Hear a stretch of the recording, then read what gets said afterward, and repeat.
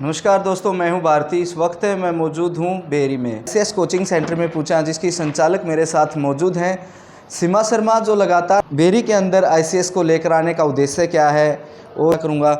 सबसे पहले नमस्कार मैम। नमस्कार सर। नमस्कार सर जी मैम, जो सबसे पहले मैं जिक्र करता हूं कि आईसीएस एक बेरी जैसे इलाके में लेकर आना, इसके पीछे का उद्देश्य क्या था? देखिए सर, आपको भी पता है, जैसा कि जानते हो, आईसीएस की ब्रांचेज आपको हरियाणा, यूपी, बिहार, आप कहीं पे भी चले जाओ, दिल्ली, सभी जगह आपको अवेलेबल हो जाएंगी। और जैसे झज्जर, आप यहाँ से 10 किलोमीटर आगे जाओगे, झज्जर में आपको आईसीएस की ब्रांच मिल जाएगी।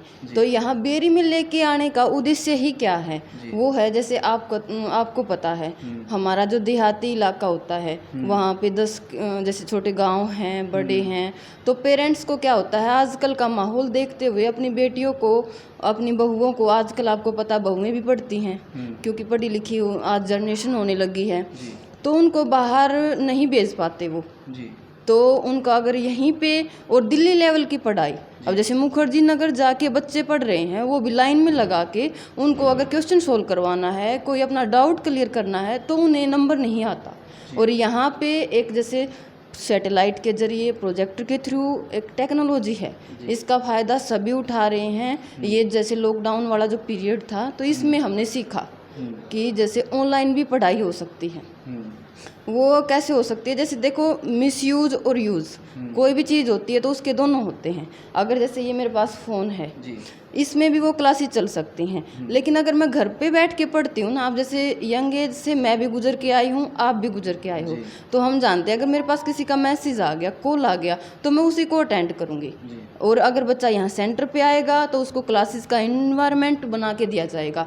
हर क्लास में अटेंडेंट प्रेजेंट रहता है, ठीक है, उसके पास एक मोबाइल रहता है, वो डाउट ग्रुप में ऐड रहता है। अगर किसी बच्चे का कोई डाउट आया तो वो हेड ऑफिस में भी same as it is person वहाँ पे रहता है, सर को बताया जाएगा कि बेरी में इस बच्चे का ये डाउट है, तो वो ऑन द स्क्रीन, सिर्फ जैसे वीडियो कॉल करते हैं तो 2-3 सेकंड का आपको पता है फ़र्क होता है, तो तभी वो क्लियर करवा दिया जाता है। और यहाँ पर जैसे लड़कियों को दिक्कत नहीं होती, मेन मुद्दा है हमारा लड़कियों का। अब घर वाले बाहर भेजेंगे नहीं और यहाँ पे उनको अच्छी पढ़ाई मिलेगी नहीं, तो उनका फ्यूचर बर्बाद। तो इस वजह से हम बेरी में ब्रांच लेके आए कि लड़कियां भी आगे आएँ, अपनी लाइफ को बेहतर बनाएं। जैसे अगर वो इंडिपेंडेंट होंगी तो भाई आने वाली जो जनरेशन होगी, उनके बच्चे भी अच्छी लाइन में जाएंगे, हस्बैंड भी उनको अच्छा मिलेगा। और समाज में जो मारपीट और ये सब चीज़ें चलती हैं, अगर मुझे लिपस्टिक भी लेके आनी हो, मैं अपने हस्बैंड से पैसे क्यों लूँगी? अगर मैं खुद कमाती हूँ तो मैं कितने ही खर्च करूँ। तो समाज को आगे लेके जाना है, ये हमारी तरफ से पहल है, इसलिए आईसीएस एक छोटे से कस्बे में मैं लेके आई हूँ। एक अच्छी पहल है आईसीएस की मैम ये, क्योंकि आपके बेरी में कहूँ दुबलधन है, माजरा है, शिवाना, काफ़ी अप्रोच है, वहाँ से बस सर्विस कम है और यहाँ तक बेरी तक आने में लड़कियों को कोई समस्या नहीं होती। दूसरा क्वेश्चन ये है कि मैम, जो ऑनलाइन क्लासेज लगती हैं उसमें बच्चों को सबसे ज़्यादा प्रॉब्लम कहाँ आती हैं? क्योंकि कहा जाता है कि आईसीएस में तो एक स्क्रीन चलती है, टीचर वहाँ पे पढ़ाता रहता है और बच्चे पीछे कुछ भी करें, इसके पीछे क्या सच्चाई है? देखिए सर, बोलने वाले तो देखो कुछ भी बोल सकते हैं, या तो मेरे आने वाले 1 साल के बाद मेरे पास नौकरी होगी या बहाना होगा। जैसे 2 तरह के बच्चे आते हैं हमारे पास, एक होते हैं नेगेटिव, एक होते हैं पॉजिटिव। एक होते हैं जिसको नौकरी चाहिए, तो वो स्क्रीन के थ्रू पढ़ाई हो या टीचर मेरे पास आके पढ़ाए, उसको सिर्फ पढ़ाई से मतलब है, अपनी नौकरी से मतलब है। जैसे जो ब्रांचेज से रिजल्ट हमारे आते हैं, सीमा जींद डिस्ट्रिक्ट की ब्रांच है, ठीक है, दिल्ली पुलिस में, चंडीगढ़ पुलिस में उसने फर्स्ट रैंक हासिल किया। अब क्या उसके पास प्रिमल सर खुद आके पढ़ाने आते थे? और बहुत सारी ब्रांचेज ऐसी हैं जहाँ से हमने फर्स्ट रैंक बच्चों ने निकाली है, वहाँ हेड ऑफिस से भी अच्छा रिजल्ट ब्रांचेज वाले बच्चों का आया है।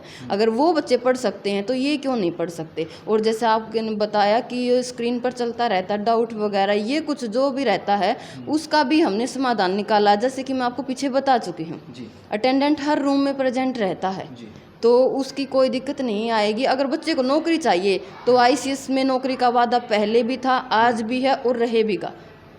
हाँ जी, हरियाणा के नंबर 1 सेंटरों में से एक है मैम, और लगातार है, बुलंदियाँ हैं वो। हाँ जी। सीवीटी की अगली आपकी क्या रणनीति है? क्योंकि आपने मुद्दा उठाया और एक डिप्टी सीएम तक आप पहुंच गए हैं, उसके लिए आपकी क्या रणनीति रहेगी? देखिए सर, जैसे जो हमारी तरफ से बन पड़ता है वो हमने किया, उन्होंने टाइम नहीं दिया वो अलग बात है। अब सरकार है वो भाई बहरी हो चुकी है, वो नहीं सुनती। लेकिन जैसे अब हम सोच रहे हैं कि प्रोटेस्ट भी कर सकते हैं। अब पहले हम कर भी चुके हैं ये चीज़ें। अब आप परिमल सर को ही देख लो, कहीं पे भी कोई भी बातचीत होती है तो वो बच्चों के साथ हमेशा आपको खड़े मिलेंगे। अभी पीछे आपने पता पंचकुला में भी सर ने अपनी अरेस्ट किए गए थे वो। तो फिर अब जैसे यहाँ पे भी अगर छोटी मोटी गतिविधियाँ जो हम जैसे अपने हिसाब से, बेरी भी एक छोटा सा कस्बा है, उसके अकॉर्डिंग जो हम कर सकते हैं वो ज़रूर करेंगे जी। आगे होगा कुछ ना कुछ।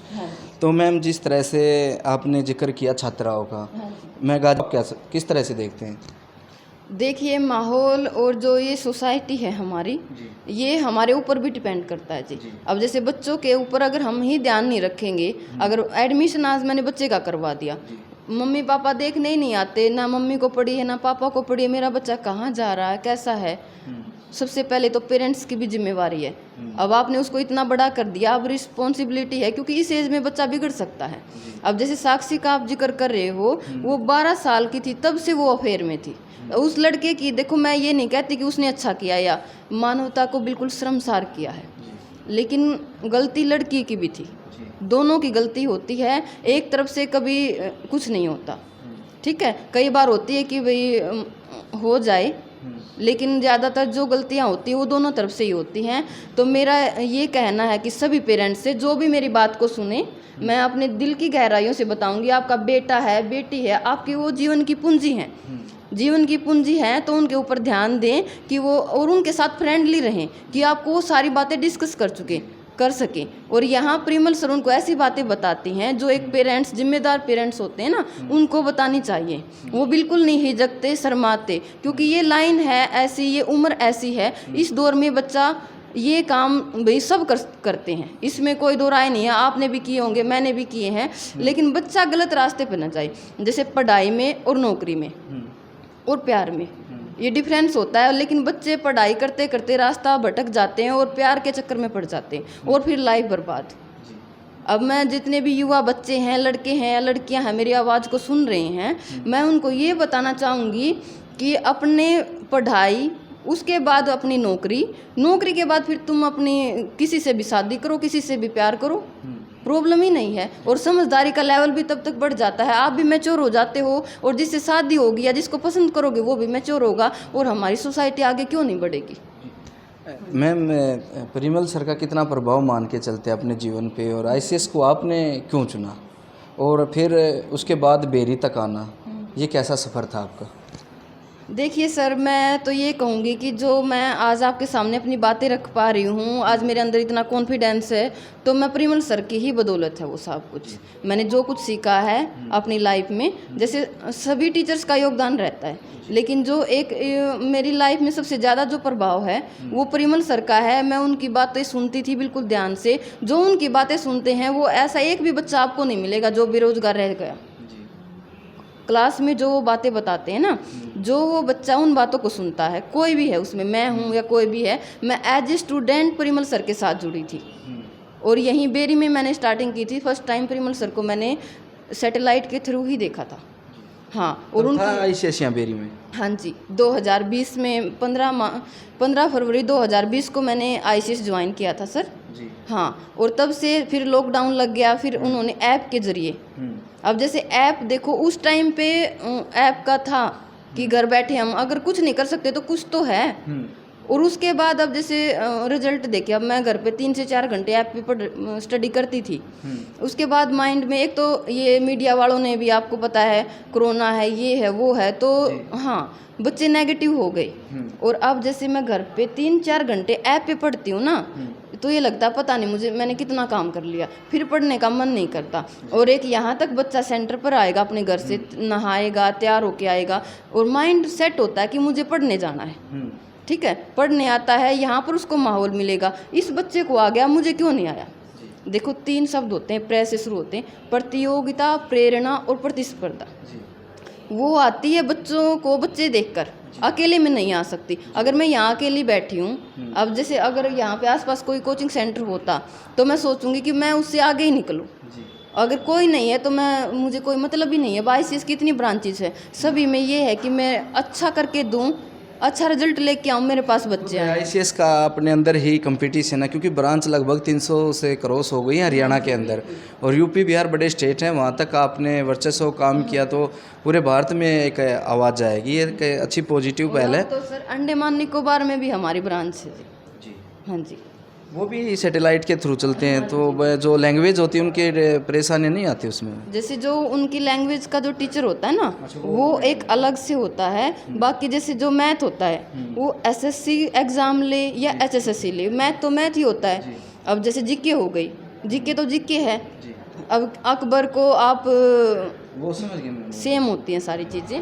नहीं, कई बार ये होता ना कि आप बिहार की भोजपुरी है, तो जो बच्चे होते हैं वो हिंदी और हरियाणवी को नहीं एक्सेप्ट कर पाते। तो एक और जिस तरह से बच्चे आते हैं, भर्तियाँ रुकी हुई हैं, और हौसले कितने मजबूत हैं बच्चों के, क्योंकि काफ़ी समय हो गया कि हरियाणा अगर एक दो लिस्ट लगती रहे तो बच्चों में उत्साह रहता कि इसमें नहीं तो अगली में होगा, अगली में नहीं तो, लेकिन है बिल्कुल बंद है। और सरकार का वादा है कि 92,000 वैकेंसियाँ और आएंगी, यह आएगा वो आएगा। वो बच्चे क्या बोलते हैं, आप जब बातचीत करते हैं कि मैम, आपसे सवाल करते होंगे कि मैम एग्ज़ाम तो कोई है नहीं, पढ़ लेंगे आएगा जब, ऐसा भी तो होता ना कि अभी तो कुछ फार्म भी अप्लाई नहीं किया है, आएगा तब पढ़ लेंगे, ऐसा कुछ क्या होता है? हाँ बिल्कुल, जैसे अभी आप बोल रहे हो कि बच्चे बोलते हैं और नेगेटिव भी हुए हैं जी। लेकिन अब जैसे मैं उनको क्या जवाब देती हूँ, जैसे मेरी एक जिम्मेवारी है कि मैं उनको सही डायरेक्शन में लेके जाऊँ। मैं जवाब देती हूँ, बेटा अगर आंधी आ गई या तूफान आ गया, अगर आपके घर में पशु हैं या कुछ और हैं, ठीक है, आप आंधी आने के बाद उनको अंदर बांधोगे या अंदर अपने घर के अंदर लेके जाओगे, या फिर मौसम का अंदाज़ा देख के ही पहले ही अपने घर के अंदर उनको सेट कर लो। अब जैसे ऐसे ही एग्ज़ाम होते हैं, अब सरकार का नहीं पता उनकी पॉलिसीज़ क्या क्या होती है। आपको पता है अब मई 2024 में इलेक्शन होंगे, तो उससे पहले सरकार भर्तियां कंप्लीट ज़रूर करेगी। अब ये मान लो कि ये मौसम का अंदाज़ा है जो हम बच्चों को बता रहे हैं, और वो अपनी स्टडी को अच्छे से कंटिन्यू कर रहे हैं कि जैसे ही आंधी आएगी, यानी कि जैसे ही पेपर आए, और वो उसको क्रैक कर जाएंगे। एक बात और मैम, अभी पढ़ाई का जो लेवल है वो लड़कियां ज़्यादा हैं या लड़के पढ़ाई में? अभी जैसे मेरे पास 70% लड़कियां हैं और 30% लड़के हैं, और पढ़ाई में आगे भी लड़कियां हैं, और सिंसियर तरीके से बात भी वही सुनती हैं और आगे भी वही निकलती हैं। क्योंकि आपने वहाँ जब पहली बार बातचीत की दुष्यंत चौटाला से मिलने के बाद, आपने एक बात रखी थी कि 4 साल बेटियाँ कोचिंग लेती हैं, फिर उनकी शादी हो जाती है। शादी के बाद वो अगले परिवार पे डिपेंड करता है कि वो उसको कोऑपरेट करें, आगे पढ़ाएं या फिर घर पे रखें, क्योंकि सारा डिसीजन है वो अगली फैमिली पे डिपेंड होता है। वो पीछे नहीं देख पाती कि इसकी मेहनत कितनी है। तो इस तरह से कितना प्रभाव पड़ता है इन पर? देखो, प्रभाव बहुत ज़्यादा पड़ता है। मैं सभी पेरेंट्स से अनुरोध करूंगी कि वो अपनी बच्चियों को, अगर उन्होंने इतना टाइम दे दिया, 12वीं करवाने में 12 साल दिए, अगर उसको नौकरी चाहिए तो आज के टाइम पे जैसी सरकार की पॉलिसी है, 2-3 साल अपनी लड़की को दो। जैसे अगर वो 3 साल कॉलेज में जाएगी तो वो सिर्फ डिग्री ही लेके आएगी। अगर यहाँ पे 2 साल भी ICS में आ गई तो ये मेरी गारंटी है, अगर वो ईमानदारी के साथ पढ़ने वाली है, लड़का हो या लड़की, तो नौकरी लेके जाएगा ग्रेजुएशन कंप्लीट होने से पहले ही। अभी कोई टेस्ट है नज़दीक जो लिस्ट वगैरह आनी हो, सरकार ने आउट करना हो? अभी जैसे HSSC वालों का हम कुछ नहीं कर सकते, हरियाणा वालों का, और कुछ बोल भी नहीं सकते, क्योंकि उनका खुद ही ये नहीं है। अब आपने देखा CET वाला कितनी बार तो एग्ज़ाम की डेट पोस्टपोन हुई, कभी कुछ। अब पेपर ले लिया है तो उसका वो कुछ कर नहीं रहे। अब जैसे ये मुद्दा ही अटका हुआ है, लेकिन सेंट्रल गवर्नमेंट में अभी बहुत सारी वैकेंसीज आई हुई हैं। अभी दिल्ली पुलिस की 9,000 वैकेंसी आएंगी, RPF में 12,000 वैकेंसी आएंगी। तो मैं बच्चों से ये बोलूँगी कि बेटा अगर इसमें नहीं तो उसमें नहीं तो इसमें, जैसे भी सरकार की पॉलिसी है, जैसा हमारे चारों तरफ इन्वायरमेंट है, उसको देखते हुए आप अपने आप को कहीं पर भी एडजस्ट करो। एडजस्टमेंट जो जिस बच्चे को करनी आ गई वो अपनी लाइफ में कामयाब हो जाएगा, और जो एक के पीछे पड़ा रहेगा ना, मेरा तो CET क्लियर हो रहा है और सरकार ने वैकेंसी निकाली नहीं, किसी ने अपना CTET STET क्लियर करके बैठे हुए हैं। अब आपको पता है 2010 के बाद हरियाणा में JBT की वैकेंसीज नहीं आई हैं, आप अच्छे तरीके से जानते हो। जिन्होंने 2010 में अपना CTET STET क्वालिफाई 2-3 बार किए हुए बच्चे बैठे हैं। तो हमें ऐसे नहीं बैठना है। बेरोजगारी को अगर हटाना है तो हम कहीं भी अपने आप को एडजस्ट कर सकते हैं। जिस तरह से मैम बच्चों के हौसले काफ़ी डाउन हो जाते हैं कि कई बार होता ना कि मैम नहीं हो पा रहा है, 1 साल हो गया बैठे यहाँ, 2 साल हो गए, उन बच्चों के लिए आपका क्या मैसेज है जो इस तरह से, क्योंकि कई बार होता है कि 2 साल की तैयारी बच्चे के लिए बहुत हो जाती है और उसके बाद वो सोचता है कि नहीं चल छोड़ अब एक नौकरी देख लो, प्राइवेट करूँ या कुछ करूँ, उनके लिए क्या मैसेज रहेगा? देखिए, मैं उन बच्चों को ये कहना चाहूँगी, जैसे कि अब आपको 2 साल या 1 डेढ़ साल तैयारी करते हुए हो गया। अब जैसे मैं एक पहाड़ की चोटी पर चढ़ रही हूँ, अब मुझे जाना यहाँ पे है और चढ़ते-चढ़ते आपको पता है 2 साल में तैयारी का लेवल पीक पर आ जाता है। अगर मैं ईमानदारी के साथ मेहनत कर रही हूँ तो मुझे यहाँ पर जाना आसान दिखेगा या वापस आना? हाँ, तो मैं बच्चों को बोलती हूँ कि बेटा आपको बस थोड़ा-सा इतना सा सफ़र तय करना होता है। अब जैसे 80 से 85 के बीच में ही लगा लो, क्योंकि मैक्सिमम जो लिस्ट हैं वो यहीं पे लगती हैं। अब आपके 80 मार्क्स आ रहे हैं ना, 85 आने में और ज़्यादा मेहनत करनी पड़ेगी। हाँ जी, तो पहले में और अब में तो मैम कंपटीशन भी ज़्यादा हो गया, क्योंकि जो स्टार्टिंग के हरियाणा के टेस्ट हुए उसके बाद है क्वेश्चन बदले गए। किसी ने कहा कि ये तो पीएचडी लेवल के क्वेश्चन आ गए, इस लेवल के आ गए, वो चीज़ें अब कितनी कम हुई?